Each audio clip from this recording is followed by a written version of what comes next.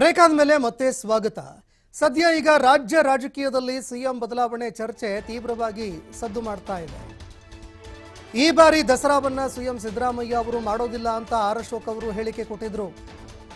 ಹೊಸ ಮುಖ್ಯಮಂತ್ರಿನೇ ದಸರಾ ಮಾಡ್ತಾರೆ ಅಂತ ಹೇಳಿಕೆ ಕೊಟ್ಟಿದ್ರು. ಹೀಗಾಗಿ ರಾಜ್ಯದಲ್ಲಿ ಸಿಎಂ ಬದಲಾವಣೆ ನಿಶ್ಚಿತ ಅಂತ ವಿಪಕ್ಷ ನಾಯಕ ಆರ್ ಅಶೋಕ್ ಅವರು ಹೇಳಿಕೆ ಕೊಟ್ಟಿದ್ದಾರೆ. ಮೈಸೂರಿನಲ್ಲಿ ಎಂಎಲ್ಸಿ ಯತೀಂದ್ರ ಸಿದ್ದರಾಮಯ್ಯ ಇದಕ್ಕೆ ತಿರುಗೇಟು ಕೊಟ್ಟಿದ್ದಾರೆ. ಸಿದ್ದರಾಮಯ್ಯನವರೇ 5 ವರ್ಷ ಮುಖ್ಯಮಂತ್ರಿ ಆಗಿರ್ತಾರೆ, ವಿಪಕ್ಷದವರ ಮಾತಿಗೆ ಬೆಲೆ ಕೊಡೋದು ಬೇಡ ಅಂತ ಯತೀಂದ್ರ ಅವರು ಹೇಳಿಕೆ ಕೊಟ್ಟಿದ್ದಾರೆ. ಸಿಎಂ ಬದಲಾವಣೆ ವಿಚಾರಕ್ಕೆ ಸಚಿವ ಕೆಎನ್ ರಾಜಣ್ಣ ಅವರು ಕೂಡ ಪ್ರತಿಕ್ರಿಯೆ ಕೊಟ್ಟಿದ್ದಾರೆ. ಸಿಎಂ ಬದಲಾವಣೆ ವಿಚಾರ ಹೈಕಮಾಂಡ್ಗೆ ಬಿಟ್ಟಿರುವಂಥದ್ದು. ಸುರ್ಜೇವಾಲಾ ಅವರು 30ರಂದು ರಾಜ್ಯಕ್ಕೆ ಬರ್ತಾ ಇದ್ದಾರೆ ಅಂತ ರಾಜಣ್ಣ ಅವರು ಹೇಳಿಕೆ ಕೊಟ್ಟಿದ್ದಾರೆ. ಈ ರಾಜ್ಯದಲ್ಲಿ ಬದಲಾವಣೆ ನಿಶ್ಚಿತ, ಖಚಿತ, ಅಗ್ರಿಮೆಂಟ್ ಪ್ರಕಾರ ಅವರು ಬಿಟ್ಕೊಡ್ಬೇಕಾಗ್ತೈತೆ. ಆ ಥರದ ಒಂದು ಮಾತುಕತೆ ಆಗಿರೋದು ನಿಜ. ಅದಕ್ಕೋಸ್ಕರ ಚೇರ್ಗಳ ಕಿತ್ತಾಟ ಆಗ್ತಾ ಇದೆ. ಈಗ ಪ್ರಾರಂಭ, ಅದ್ರದ್ದು ಟ್ರೈಲರ್ ಈಗ ಬರ್ತಾ ಇದೆಯಲ್ಲ. ಈಗ ಮಂತ್ರಿಗಳೆಲ್ಲ ಹೇಳ್ತಾ ಇದ್ದಾರಲ್ಲ, ಒಬ್ಬರು ಭಾರಿ ಬದಲಾವಣೆ ಕ್ರಾಂತಿ ಅಂದ್ರೆ, ಇನ್ನು ಕೆಲವರು ಇಲ್ಲ ಸ್ವಲ್ಪ ಕ್ರಾಂತಿ ಅಂತಾರೆ. ಸಿದ್ದರಾಮಯ್ಯ ಮುಖ್ಯಮಂತ್ರಿಗಳಾಗಿದ್ದಾಗಲೂ ಹೇಳ್ತಿದ್ದಾರೆ ನೆಕ್ಸ್ಟ್ ಇನ್ನು 6 ತಿಂಗಳಲ್ಲಿ ಆಗ್ಬಿಡ್ತಾರೆ. ಮೂಡ ಕೇಸ್ ಬಂತು, ಅದಕ್ಕೆ ತೆಗೆದು ಬಿಡ್ತಾರೆ. ಬಟ್ ಆ ರೀತಿ ಏನೂ ಆಗಿಲ್ಲ. ಸೊ ಆ ಊಹಾಪೋಹಗಳು ಇದ್ದೇ ಇರುತ್ತೆ. ಹೇಳ್ತಿದ್ರಲ್ಲ, ಎಲ್ಲರೂ ಹೇಳ್ತಾನೆ ಇರ್ತಾರೆ. ಬಟ್ ಆ ರೀತಿ ಇದುವರೆಗೂ ಆಗಿಲ್ಲ, ಆಗೋದು ಇಲ್ಲ. ಹೇಳಿದ್ನಲ್ಲ ಈಗ ಆಗಲ್ಲ ಅಂತ. ಪದೇ ಪದೇ ಹೇಳಿಕೆಗಳು ಬರ್ತಿದೆ. ಯಾಕೆ ಅಂತಂದ್ರೆ ಕೆಲವರು ಗುಂಪುಗಳು ಇರ್ತವೆ ಮುಖ್ಯಮಂತ್ರಿಗಳು ಆಗ್ಬೇಕು ಅಂತ ಹೇಳಿ. ಸೊ ಹಾಗಾಗಿ ಆ ರೀತಿ ಊಹಾಪೋಹಗಳನ್ನ ಅವರು ಹಡೆಯುವಂತ ಪ್ರಯತ್ನ ಮಾಡ್ತಿರ್ತಾರೆ. ನೋಡಪ್ಪ, ನಾನು ಹೇಳ್ತೀನಿ, ಎಲ್ಲ ತೀರ್ಮಾನ ಹೈಕಮಾಂಡ್ ಅವ್ರು ಮಾಡ್ತಾರೆ. ಈಗ DK ಪ್ರೈಮ್ ಮಿನಿಸ್ಟರ್ ಆಗ್ತಾರೋ ಚೀಫ್ ಮಿನಿಸ್ಟರ್ ಆಗ್ತಾರೋ ಅವರು ಹೈಕಮಾಂಡ್ ಅವ್ರು ತೀರ್ಮಾನ ಮಾಡೋದು. ಪೇಪರ್ ಅಲ್ಲಿ ನೋಡಿದೆ 30ನೇ ತಾರೀಕು ಬರ್ತಂತ, ಬರ್ಲಿ, ತಾಕೀತು. ಸೆಪ್ಟೆಂಬರ್ ಅಲ್ಲಿ ಈ ರಾಜ್ಯದಲ್ಲಿ ಬದಲಾವಣೆ ನಿಶ್ಚಿತ.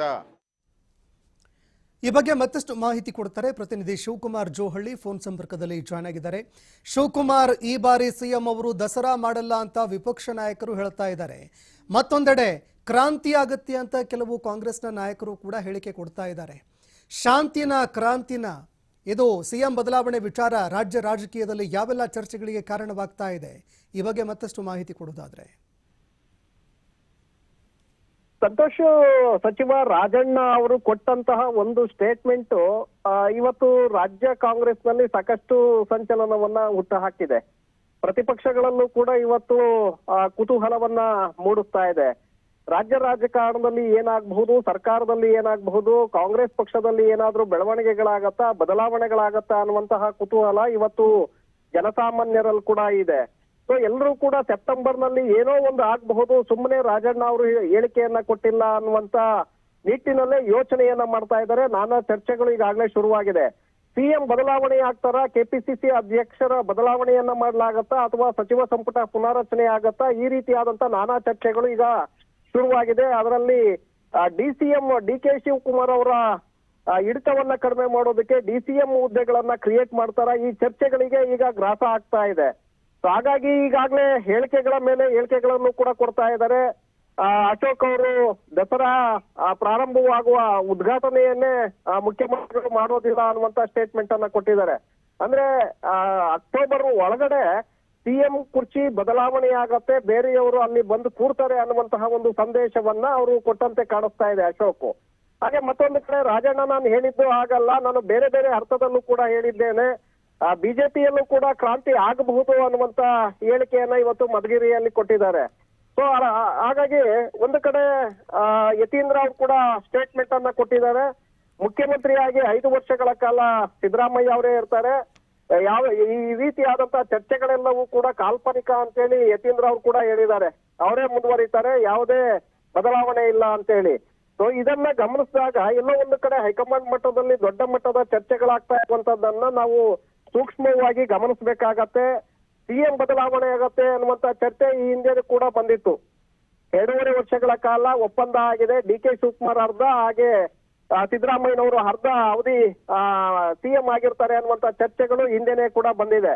ಈಗ ಸಮಯ ಕೂಡ ಹತ್ರ ಬರ್ತಾ ಇದೆ. ಸೆಪ್ಟೆಂಬರ್ ಬರ್ತಾ ಇರೋದ್ರಿಂದ, ಸಹಜವಾಗಿ 2.5 ವರ್ಷಗಳು ಆಗ್ತಾ ಇರೋದ್ರಿಂದ ಸಿಎಂ ಬದಲಾವಣೆಯನ್ನ ಮಾಡಿ ಆ ಜಾಗಕ್ಕೆ ಡಿ.ಕೆ. ಶಿವಕುಮಾರ್ ಅವರನ್ನ ತಂದು ಕೂರಿಸಬಹುದು ಅನ್ನುವಂತಹ ಚರ್ಚೆಗಳು ಒಂದು ಕಡೆ ಇಲ್ಲ, ಮತ್ತೆ ಮಲ್ಲಿಕಾರ್ಜುನ ಖರ್ಗೆ ಅವರು ಆ ಸ್ಥಾನಕ್ಕೆ ಬಂದು ಕೂರ್ತಾರೆ ಅನ್ನುವಂಥದ್ದು ಕೂಡ ಈಗ ಚರ್ಚೆಗಳು ನಡೀತಾ ಇದೆ. ಇನ್ನೊಂದು ಕಡೆ ಪರಮೇಶ್ವರ್ ಅವರು ಆ ಸ್ಥಾನಕ್ಕೆ ಬಂದು ಕೂರ್ತಾರೆ, ಸಿದ್ದರಾಮಯ್ಯ ಆಪ್ತ ಬಳಗದಲ್ಲೇ ಇರುವಂತವ್ರು ಅವರನ್ನ ಪ್ರಮೋಟ್ ಮಾಡ್ತಾ ಇದ್ದಾರೆ ಅನ್ನುವಂತಹ ಚರ್ಚೆಗಳು ನಡೀತಾ ಇದೆ. ಹಾಗಾಗಿ ರಾಜಣ್ಣ ಅವರ ಸ್ಟೇಟ್ಮೆಂಟ್ ಇವತ್ತು ನಾನಾ ಚರ್ಚೆಗಳನ್ನ ಹುಟ್ಟು ಹಾಕಿದೆ. ಸಿಎಂ ಬದಲಾವಣೆಯೋ ಅಥವಾ ಕೆಪಿಸಿಸಿ ಮಟ್ಟದಲ್ಲಿ ಆಗುವಂತಹ ಬದಲಾವಣೆಯೋ ಅಥವಾ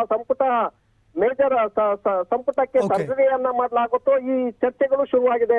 ಸಂತೋಷ್, ಧನ್ಯವಾದಗಳು ಶಿವಕುಮಾರ್ ನಿಮ್ಮೆಲ್ಲ ಮಾಹಿತಿಗಳಿಗೆ.